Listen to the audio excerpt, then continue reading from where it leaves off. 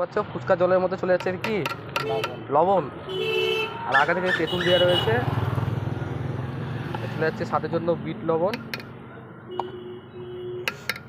আর দেখ ফুচকা আর আলু ছাড়িয়ে রেখেছে, তো মশলা চলে গেলো, তাই তো দেখতে পাচ্ছ ফুচকা আলু মাপছে আলাদা।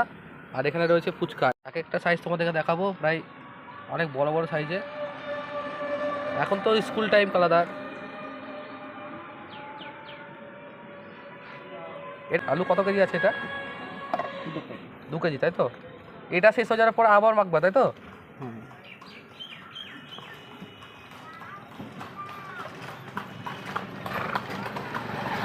দেখতে পাচ্ছ একদম আলাদা আলাদা হেভি করে একদম আলু মেখে নিচ্ছে। আর লালবাগ থেকে যারা দেখছো কালাদার ফুচকা এবং কালাদার চুরমুর, স্কুল লাইফ থেকে শুরু করে অন্য সন্ধ্যাবেলায় কারা কারা খেয়েছো তোমরা অবশ্যই কিন্তু কমেন্টে জানাবা। আরও ওখানে মশলা চলে যাচ্ছে, এটা সিক্রেট মশলা কালাদার। আগে যখন আমরা স্কুলে পড়তাম তখন অনেক খেতাম কালাদার ফুচকা, 1 টাকার চুরমুড়ে আমরা খেয়েছি।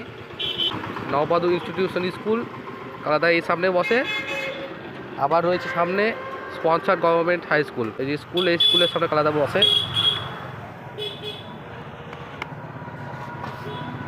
হয়ে গেল, এবার জল রেডি হচ্ছে কালাদার।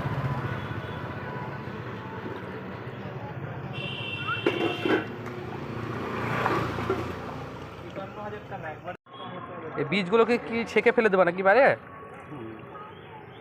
দেখতে পাচ্ছ তেঁতুলের যে রস, সেই রসটা কিন্তু এখানে গুলে গিয়েছে, তারপরে তেঁতুলের যে বীজ সেগুলো ফেলে দেওয়া হচ্ছে।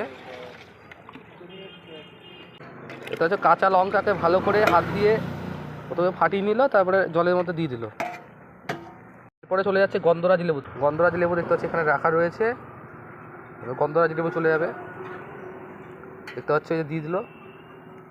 আর গন্ধরাজ লেবু ছাড়া কিন্তু ফুচকা অসম্পূর্ণ, তোমরা সকলে জানো। গন্ধরাজ লেবুর যে টেস্টটা হয়, যে স্মেলটা হয়, তাতে কিন্তু ফুচকার আসল স্বাদ চলে আসে। গন্ধরাজ লেবু চলে যাচ্ছে নাকি? এটা দিয়ে দিল গন্ধরাজ লেবু। এবার একটা মশলা চলে যাচ্ছে, আর সিক্রেট মশলা ভালো করে গুলে নিচ্ছে। আহ বন্ধুরা, জিভে জল চলে আসছে দেখে। আমি তো খাবোই ফুচকা, সঙ্গে চুরমুড়েও খাবো।